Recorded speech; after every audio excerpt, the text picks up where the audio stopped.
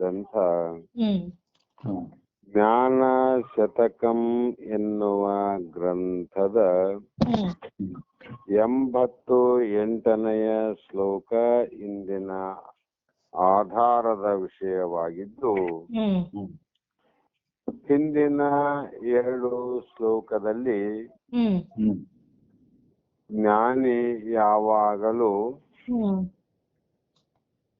ತನ್ನ ಲಕ್ಷ್ಯವನ್ನ ತನ್ನ ಸ್ವರೂಪದಲ್ಲಿಯೇ ಇಟ್ಟುಕೊಳ್ಳುತ್ತಾನೆ ಅಂತ ನರ್ತಕಿಯ ದೃಷ್ಟಾಂತವನ್ನು ಹೇಳಿ,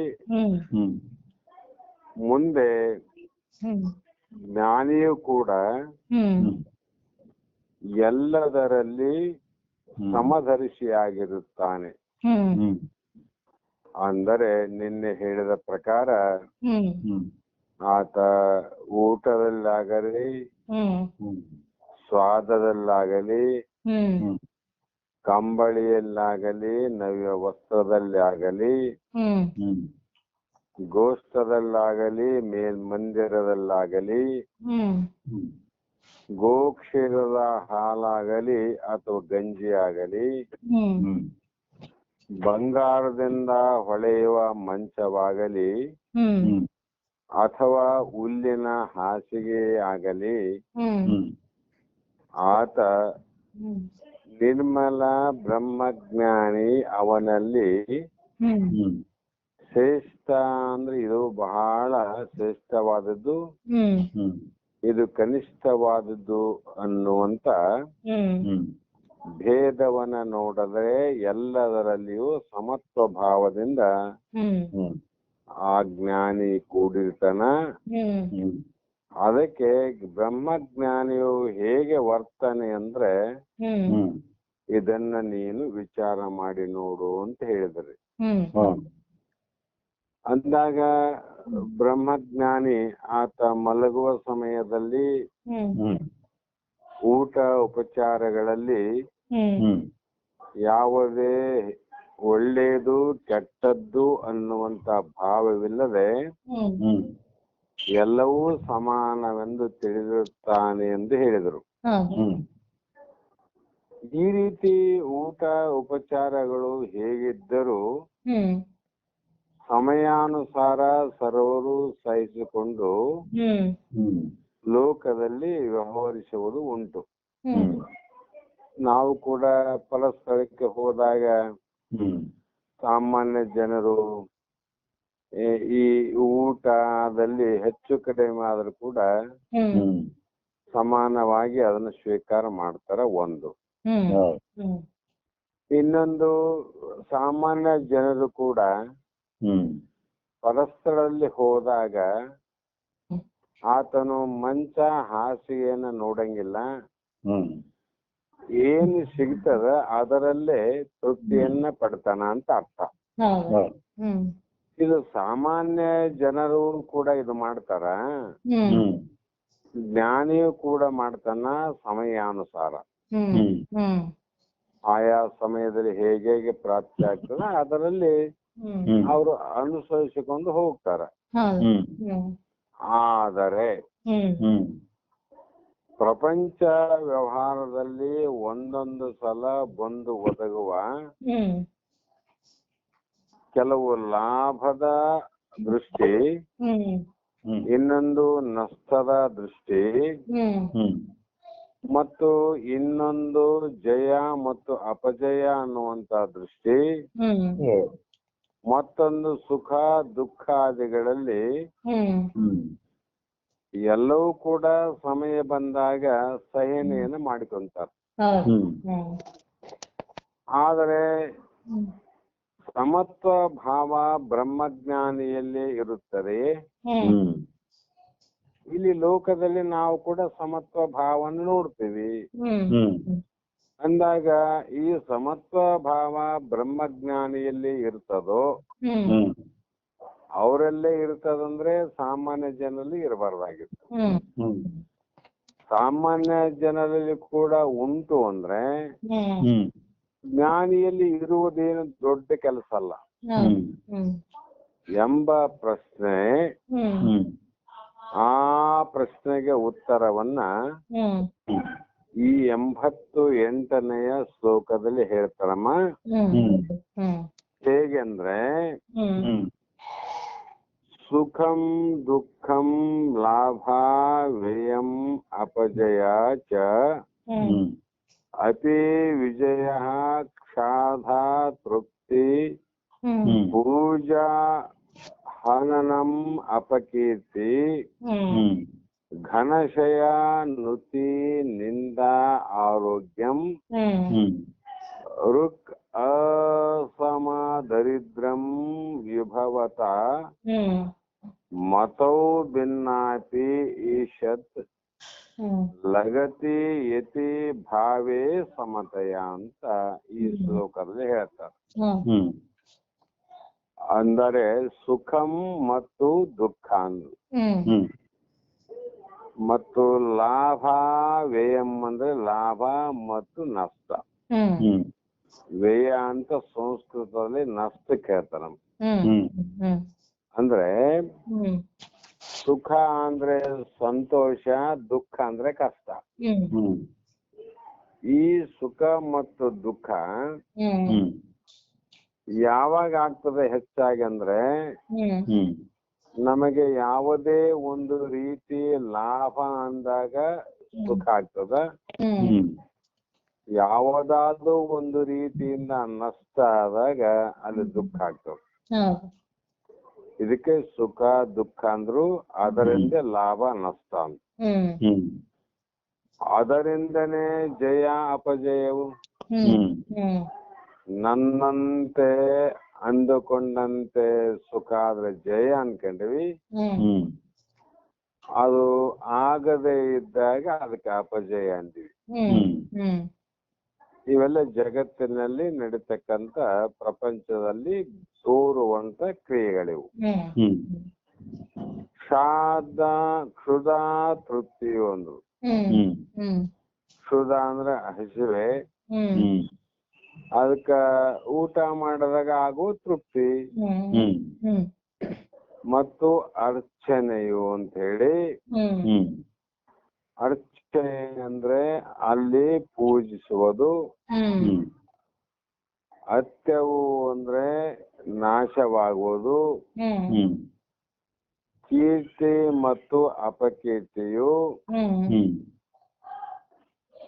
ಕೆಲವು ಸಲ ಬಹಳ ಕೀರ್ತಿವಂತರಾಗಿರ್ತಾರೆ, ಒಂದ್ಸಲ ಅಪಕೀರ್ತಿ ಇರ್ತದ.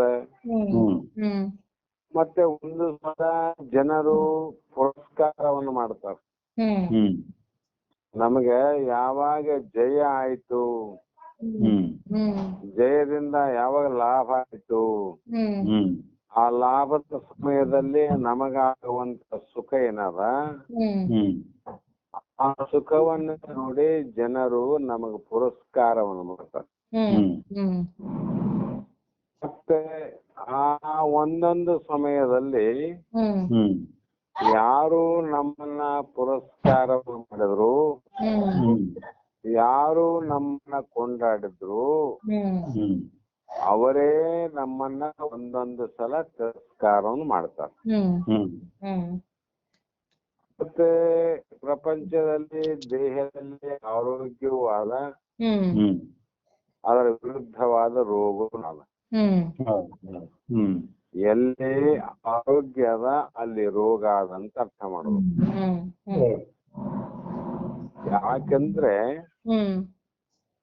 ಆರೋಗ್ಯದಲ್ಲಿ ರೋಗ ಉತ್ಪತ್ತಿ ಆಗ್ತದೆ ವಿನಃ ರೋಗದಲ್ಲಿ ಆರೋಗ್ಯ ಉತ್ಪತ್ತಿ ಆಗೋದಿಲ್ಲ. ಅದಕ್ಕೆ ಆರೋಗ್ಯವಂತರಿಗೆ ರೋಗ ಬರೋದು. ಅತಿಶಯ ದರಿದ್ರತ್ವ ಒಂದು. ಬಹಳ ನಾನು ಶ್ರೇಷ್ಠವಾದವನು ಅಥವಾ ನಾನು ಬಹಳ ದರಿದ್ರತ್ವವು ಅನ್ನುವುದು, ಮತ್ತು ಬಹಳ ಸಂಪತ್ತಿನಿಂದ ಬಂದಂತ ಸಿರಿತನವು, ಇವೆಲ್ಲವೂ ಹೆಚ್ಚು ಕಡಿಮೆಯಿಂದ ಇದ್ದರು. ಕಾರಣ ಒಂದ್ಸಲ ಸುಖ ಹೆಚ್ಚಾದಾಗ ದುಃಖ ಇರಂಗಿಲ್ಲ, ದುಃಖ ಹೆಚ್ಚಾದಾಗ ಸುಖ ಇರಂಗಿಲ್ಲ, ಹ್ಮ್ ಲಾಭ ಹೆಚ್ಚಾದಾಗ ನಷ್ಟ ಇರಂಗಿಲ್ಲ, ಹ್ಮ್ ನಷ್ಟ ಹೆಚ್ಚಾದಾಗ ಲಾಭ ಇರಂಗಿಲ್ಲ, ಹ್ಮ್ ಜಯ ಆದಾಗ ಅಪಜಯ ಇರಂಗಿಲ್ಲ, ಹ್ಮ್ ಯಾಕಂದ್ರೆ ಗೆಲುವು ಆದಾಗ ಸೋಲು ಇರಂಗಿಲ್ಲ ಅಂತ, ಸೋಲಾದಾಗ ಗೆಲುವು ಇರಂಗಿಲ್ಲ, ಹಸಿವೆ ಆದಾಗ ಸಂತೋಷ ಇರಂಗಿಲ್ಲ, ಸಂತೋಷ ಆದಾಗ ಹಸಿವೆ ಇರಂಗಿಲ್ಲ. ಹೀಗೆ ಕೀರ್ತಿ ಇದ್ದಲ್ಲಿ ಅಪಕೀರ್ತಿ ಇಲ್ಲ, ಅಪಕೀರ್ತಿ ಇದ್ದಾಗ ಕೀರ್ತಿ ಇರೋದಿಲ್ಲ. ಪುರಸ್ಕಾರ ಸಮಯದಲ್ಲಿ ತಿರಸ್ಕಾರ ಇರಂಗಿಲ್ಲ, ತಿರಸ್ಕಾರಕ್ಕೆ ಒಳಗಾದಾಗ ನಮಗ ಪುರಸ್ಕಾರನೇ ಇರಂಗಿಲ್ಲ. ಆರೋಗ್ಯ ಇದ್ದಾಗ ರೋಗ ಇರೋದಿಲ್ಲ, ರೋಗ ಇದ್ದಾಗ ಆರೋಗ್ಯ ಇರೋದಿಲ್ಲ. ಬಹಳ ದರಿದ್ರತೆ ಇತ್ತು ಅಂದ್ರೆ, ಬಹಳ ಬಡತನ ಇತ್ತಂದ್ರೆ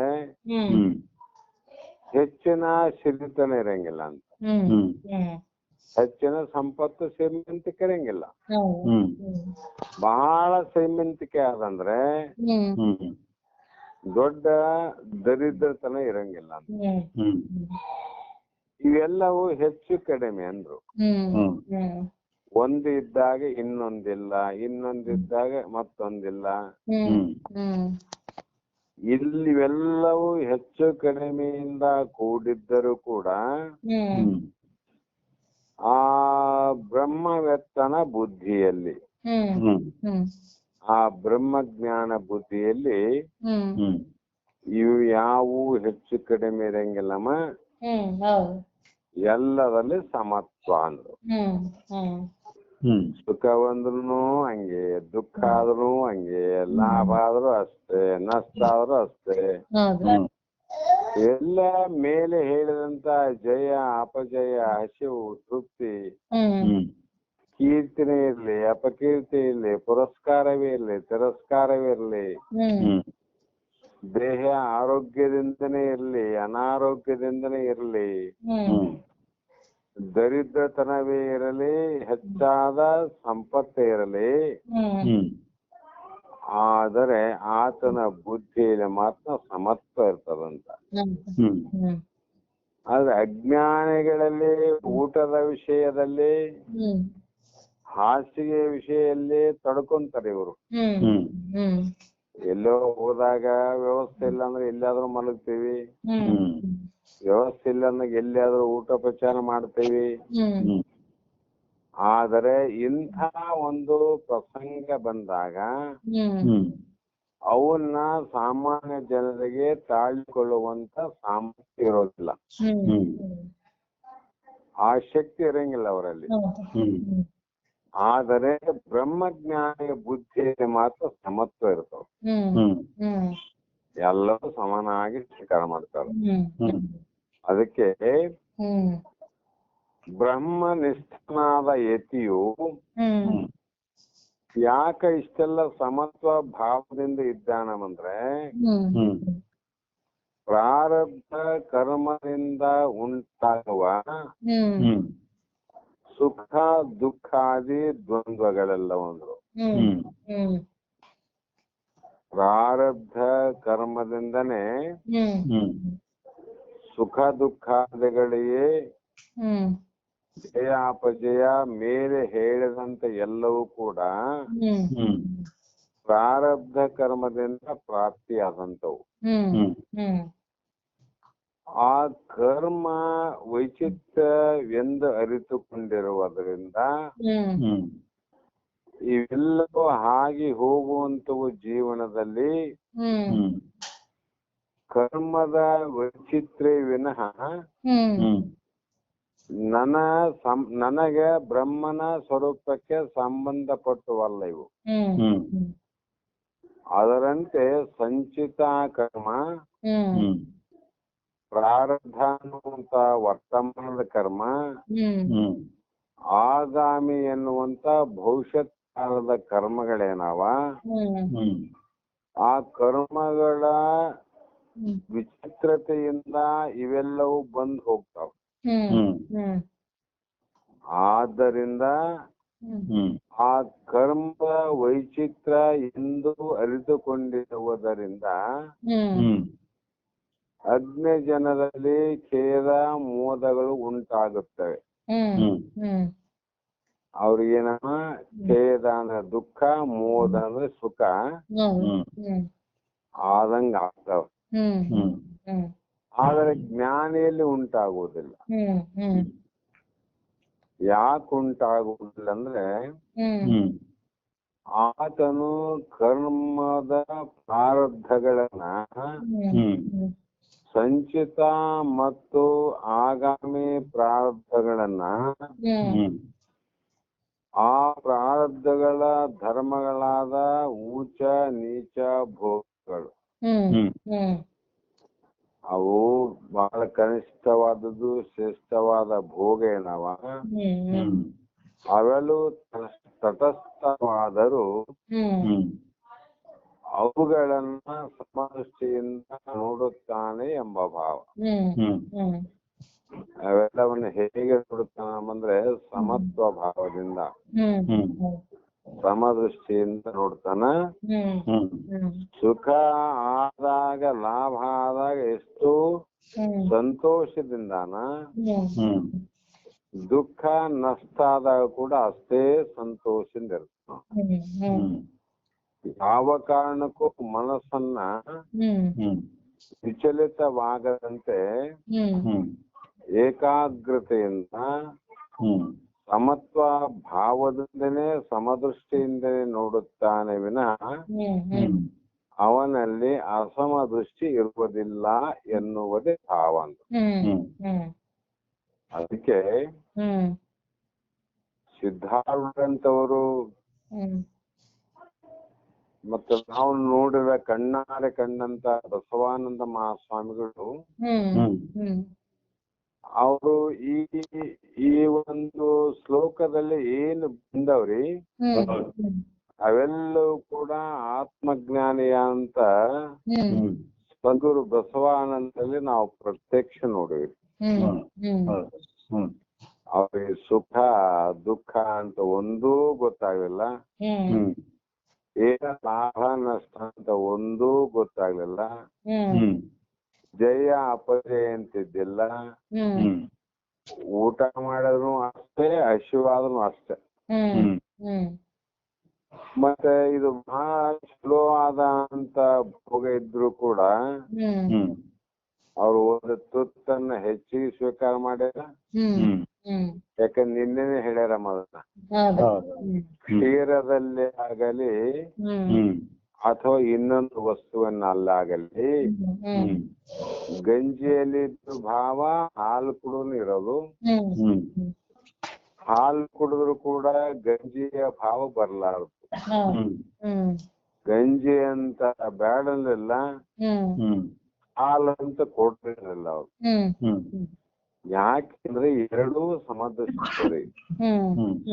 ಗಂಜಿ ಆದ್ರೇನು ಹಾಲಾದ್ರೇನು ಇವೆರಡರ ಧರ್ಮ ಏನಂದ್ರೆ ತೃಪ್ತಿ ಮಾಡೋದಂತ.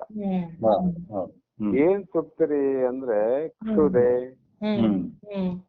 ಹಸಿವನ್ನ ಕಳೆಯುವಂತ ಸಾಮರ್ಥ್ಯ ಅಷ್ಟೇ.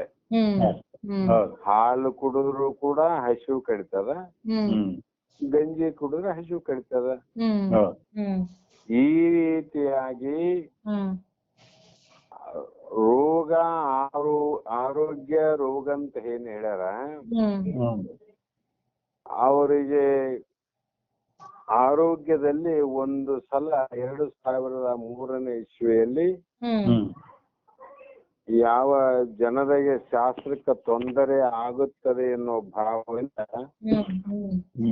ನಾವು ಹೊರಗಡೆ ಒಂದು ವ್ಯವಸ್ಥೆಯನ್ನ ಮಾಡಿಕೊಳ್ಳೋಣಂತ ಈಗ ಕಿಟ್ಟದ ಮಠ ಅಂತ ಏನ್ ಕರಿತೀವಮ್ಮ, ಅದನ್ನ ಮಾಡಿದ್ದು 2003ನೇ ಇಸ್ವಿಯಲ್ಲಿ.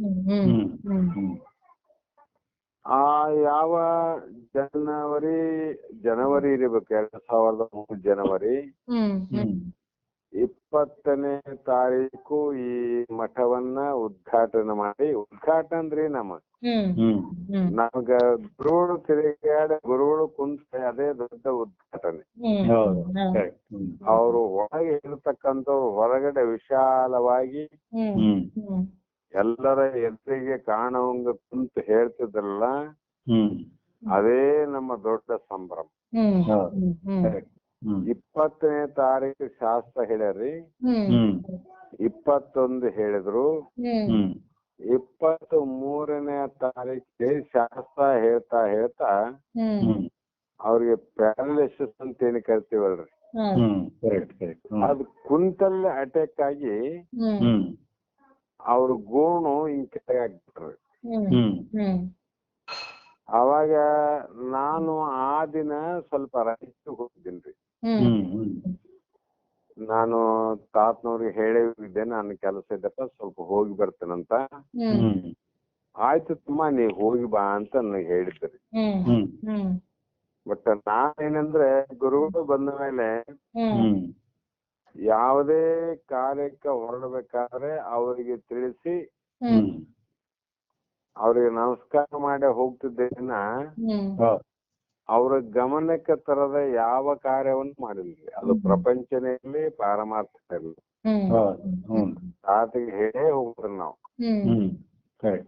ಹಂಗ ರಾಯಚೂರು ಹೋಗಿ ನಾನು ಮಂಗಳ ಸಮಯಕ್ಕೆ ಹೋಗಿ ಮುಟ್ಟೋಣಂತ ಬಂದೆ.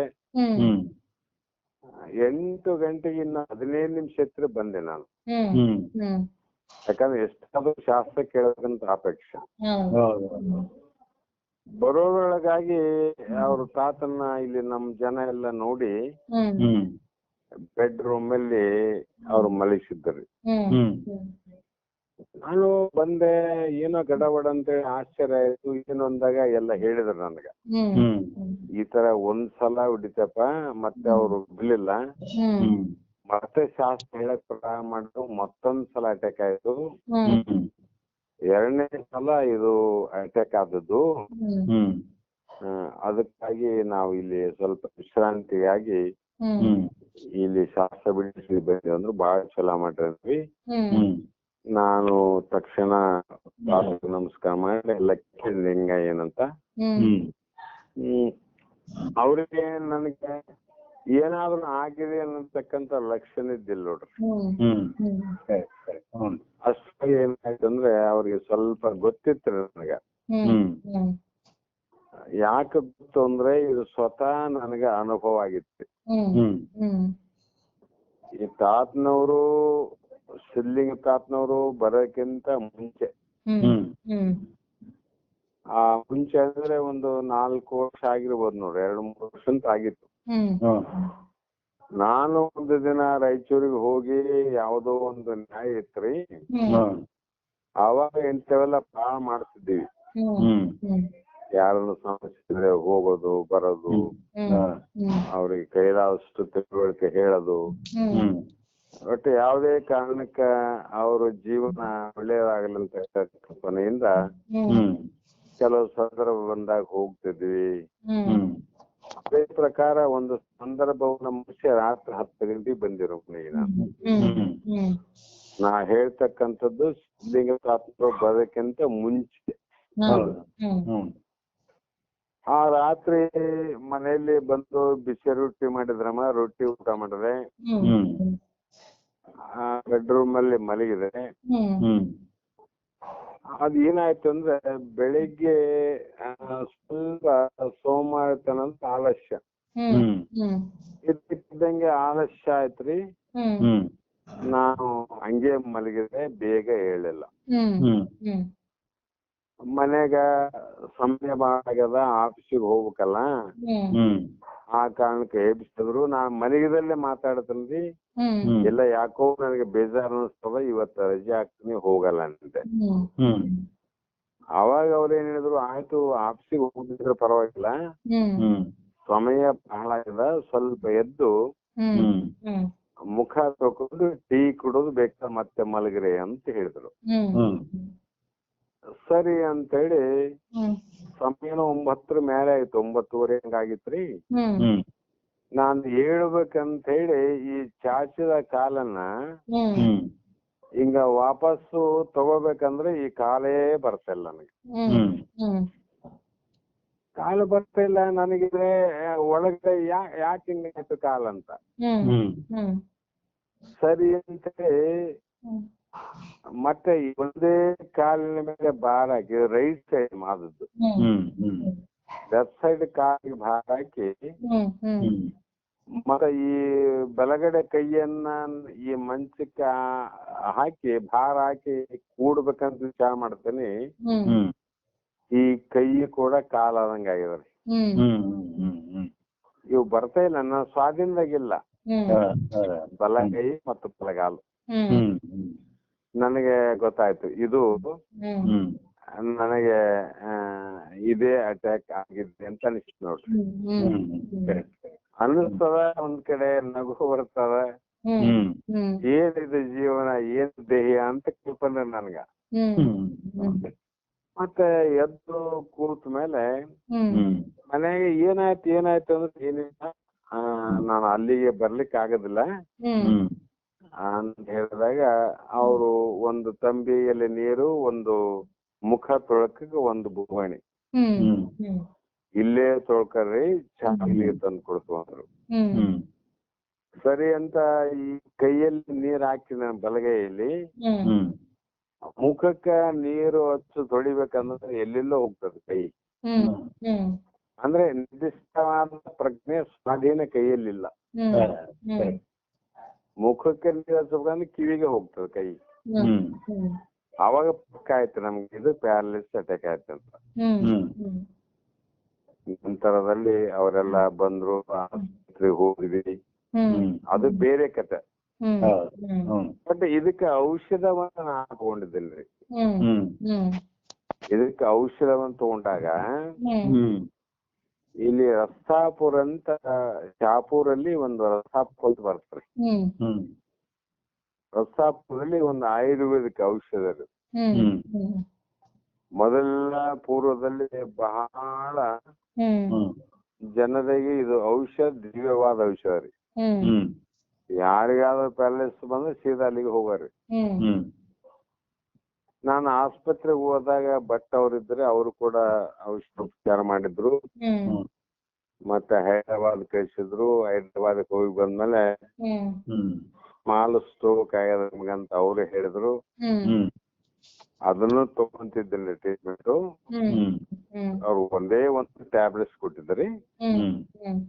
ಮತ್ತೆ ಅದು ಜಲ್ದಿ ರಿಕವರ್ ಆಗ್ಲಿಲ್ಲ ನಮಗೆ.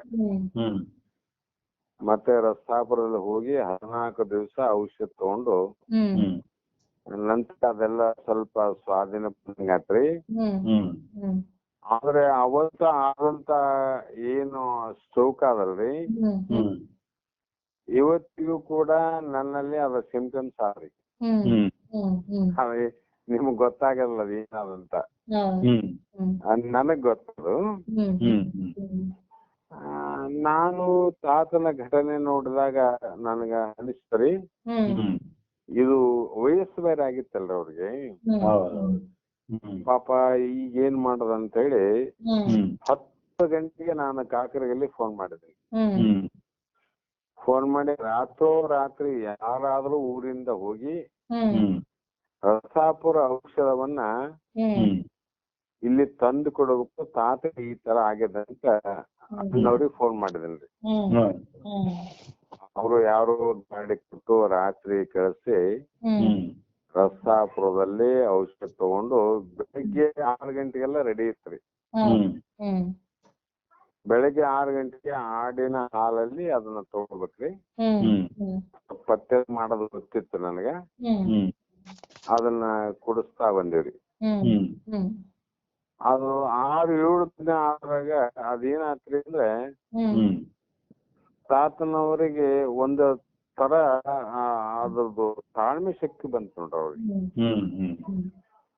ಆದ್ರೆ ಯಾಕೆ ಹೇಳ್ತೇನಂದ್ರೆ ಅವರ ಆರೋಗ್ಯದಲ್ಲಿ ಅನಾರೋಗ್ಯ ಆಗಿದೆ. ಈಗ ರೋಗ ಬಂದದ್ದು ಕೂಡ ಇದು ರೋಗ, ಇದು ಆರೋಗ್ಯ ಅಂತ ಎಂದೂ ವಿಚಾರ ಮಾಡ್ಲಿಕ್ಕೆ ಹೋಗ್ರ. ಸಮತ್ವ ಸಮದೃಷ್ಟಿ ಆ ಪ್ರಕಾರ ಅವರು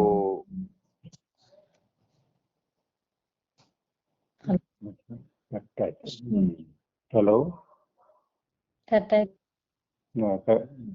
ಕನೆಕ್ಟ್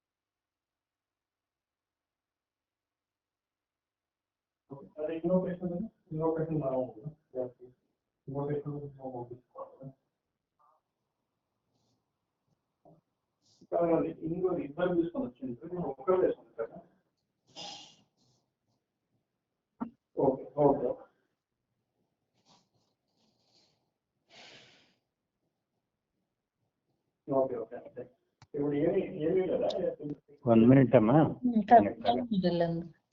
ಅದೇನೋ ಎಂಗೇಜ್ ಬರ್ತಾ ಇದೆ ನೋಡಿ, ಯಾರ್ದೋ ಫೋನ್ ಬಂತ ಏನೋ ಗೊತ್ತಿಲ್ಲ. ಕಟ್ ಮಾಡೋಣ. ಮಾಡ್ತೀನಿ.